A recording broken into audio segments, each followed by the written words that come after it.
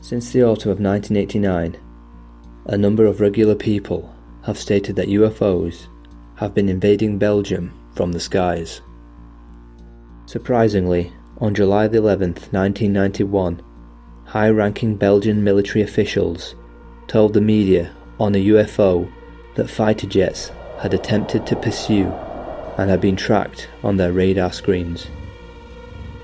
Despite the fact that the government appeared to deny or cover up most UFO reports, numerous military officials and police personnel claimed to have seen bizarre objects in the sky. The Belgian UFO mystery began on November the 29th, 1989, just outside of Eupen, a tiny town near the German border. Heinrich Nicole and Uwe von Montager, police officers, were on patrol when they noticed a field beside the road that was lit up like a football pitch. They noticed a massive triangular object with orange pulsating lights. When they pulled over to the side of the road, they found Albert Kreutz, the dispatcher. However, he didn't believe them at first. Kreutz made a note of the strange object in his log, but he was suspicious. Heinrich and Uwe pursued the object along the road. The lights were so bright that they could see it clearly. They drove slowly, and it appeared that someone was looking at them from inside of the object. At that moment, unusual lights blazed through Kreutz's office. He noticed something in the distance, but had no idea what it was. The two officers pursued the object all the way to Eupen. After that, the object came to a halt and appeared to start measuring something on the ground. For more than 30 minutes, the two police officers observed the object. Then, almost out of nowhere, another craft appeared in the sky and began ascending. The other object had the same shape as the first and flew away just as quickly. Kreutz spotted the object again a few moments later. This time, however, it was much closer. Needless to say, Kreutz believed the two officers after witnessing it himself. Approximately 6 minutes later, two more police officers in a city a few kilometers north of Eupen came across a similar object. They watched as the craft disintegrated into a single beam of light and vanished a few minutes later. All four sightings happened within a 20-mile radius and within an hour of each other on the same day.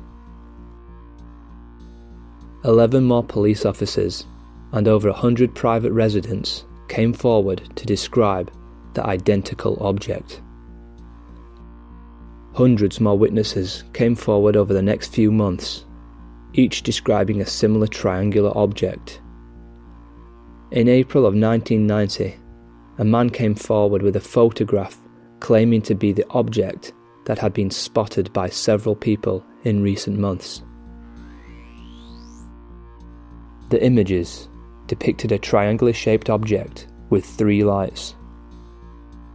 Scientists in Belgium are currently analysing the extraordinary photograph, and many feel it proves that Belgium is being invaded from the skies. Another wave of UFO encounters began in March 1990, 1 month before the new photograph was taken.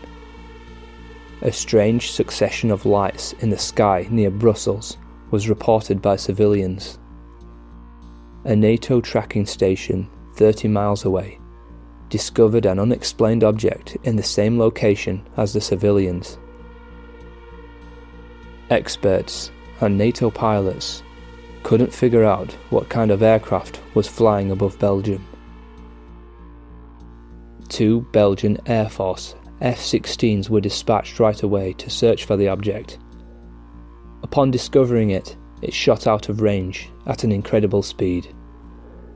It appeared to the pilots that they were merely playing a game of cat and mouse. The object descended from a height of 7,000 feet to approximately 500 feet. It also reached a top speed of 990 knots, which is faster than the speed of sound.